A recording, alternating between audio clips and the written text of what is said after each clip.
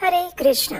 चातुर्मास के पवित्र समय में आता है एक और महत्वपूर्ण पर्व जिसे आंवला नवमी के नाम से जाना जाता है। इस पर्व को अक्षय नवमी भी कहा जाता है।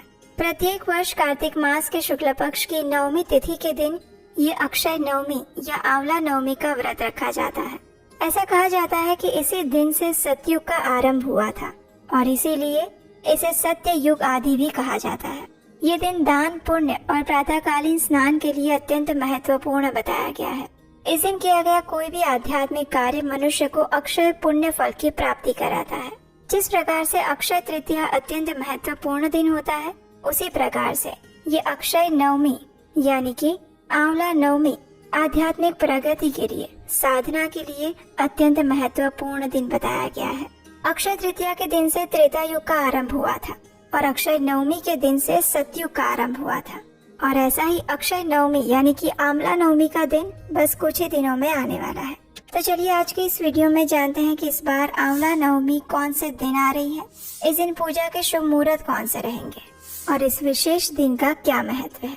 आइए आज का आंवला नवमी कब है ये विशेष वीडियो आरंभ करते हैं। कार्तिक मास के शुक्ल पक्ष की नवमी तिथि यानी कि आंवला नवमी, इसे अक्षय नवमी के नाम से भी जाना जाता है। और इस बार यह आंवला नवमी आ रही है 31 अक्टूबर 2025 शुक्रवार के दिन। नवमी तिथि का आरंभ हो जाएगा 30 अक्टूबर 2025 गुरुवार के दिन सुबह 10:06 से और ये पूरी होगी 31 अक्टूबर 2025 शुक्रवार के दिन सुबह 10:03 पर। तो इस प्रकार उदया तिथि के अनुसार हम आंवला नवमी का पालन करेंगे 31 अक्टूबर 2025 शुक्रवार के दिन। इस दिन प्रातः ब्रह्म मुहूर्त का समय रहेगा सुबह 4:49 से लेकर 5:41 तक। सूर्योदय होगा सुबह 6:32 पर। प्रातः काल में भगवान श्री हरि की पूजा अर्चना करने का समय रहेगा सुबह 5:15 से लेकर 6:32 के बीच में। और संध्या काल की पूजा करने का समय रहेगा शाम 5:37 से लेकर 6:54 के बीच में। शाम को सूर्यास्त का समय रहेगा शाम 5:37 पर। इस दिन अमृत काल का समय रहेगा सुबह 8:19 से लेकर 9:56 तक। दोपहर में अभिजीत मुहूर्त का समय है 11:42 से लेकर 12:27 तक। इस दिन विशेष रवि योग भी बन रहा है जो कि संपूर्ण दिन के दौरान विद्यमान रहेगा। आंवला नवमी के दिन पूर्वाहन का समय रहेगा सुबह 6:32 से लेकर 10:03 के बीच में।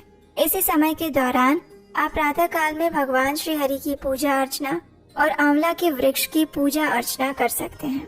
आंवला नवमी को अक्षय नवमी भी कहा जाता है और अक्षय का अर्थ है जिसका कभी भी क्षय न हो। और इसीलिए इस दिन किए गए धार्मिक, आध्यात्मिक और अन्य सामाजिक कार्यों का फल न केवल इस जन्म में प्राप्त होता है अपितु वो आने वाले अनेक जन्मों में भी यथावत बना रहता है।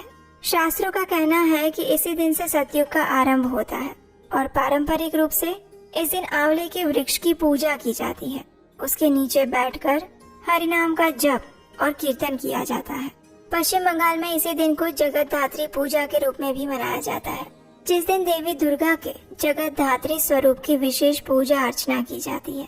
कई भक्त इस दिन मथुरा और वृंदावन की परिक्रमा भी करते हैं। ऐसा करने से उनकी भगवान श्री कृष्ण के प्रति भक्ति और पुण्यों में वृद्धि होती है। और मथुरा वृंदावन की परिक्रमा करने के लिए कई भक्तगण इस आंवला नवमी के दिन को चुनते हैं क्योंकि ये अक्षय पुण्य फल प्रदान करने वाला दिन है।